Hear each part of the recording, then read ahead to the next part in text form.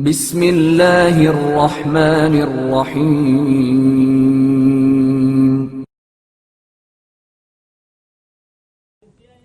حضرت مالک بن تیہان رضی اللہ تعالی عنہ۔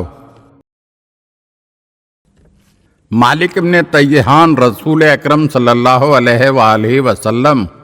اور حضرت علی علیہ السلام کے مخلص اور برگزیدہ اصحاب میں سے ہیں،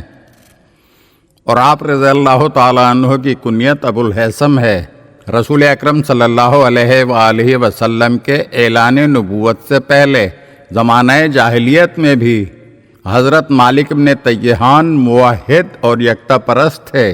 اور بتوں سے اظہار برات کیا کرتے تھے۔ جب اللہ کے رسول صلی اللہ علیہ وآلہ وسلم نے رسالت کا اعلان کیا تو حضرت ابن التیہان اور اسد ابن زرارہ انصار میں سے سب سے پہلے دائرہ اسلام میں داخل ہوئے۔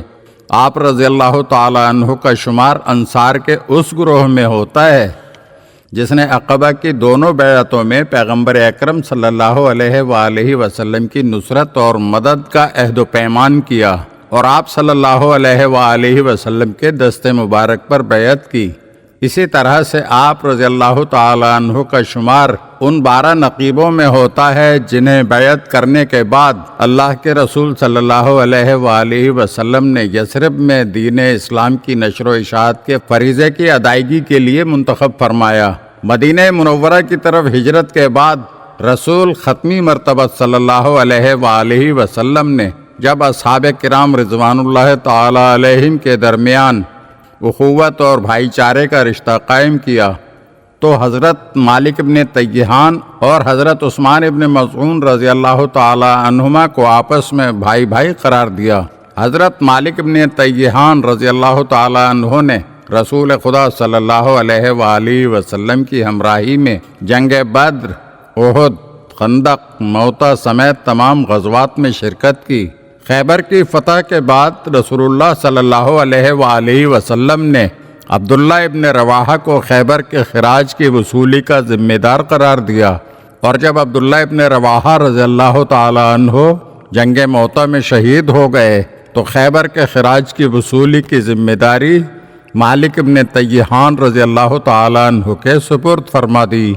رسول اکرم صلی اللہ علیہ وآلہ وسلم کے وصال کے بعد آپ رضی اللہ تعالی عنہ ان لوگوں میں سے تھے جنہوں نے سب سے پہلے امام علی علیہ السلام کی حمایت کی۔ مالک بن تیہان عمار بن یاسر کے ہمراہ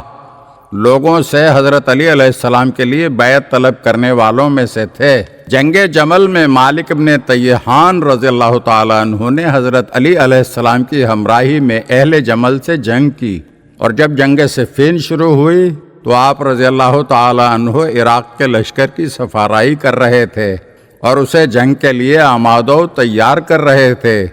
مولائے کائنات حضرت علی علیہ السلام کی نظر میں آپ رضی اللہ تعالی عنہ کی اہمیت کا اندازہ اس سے لگا سکتے ہیں کہ امام علی علیہ السلام نے اپنی حیات مبارکہ کے آخری ایام میں جن باوفا اصحاب کو یاد فرمایا ہے ان میں سے ایک جناب ابن التیہان بھی ہیں۔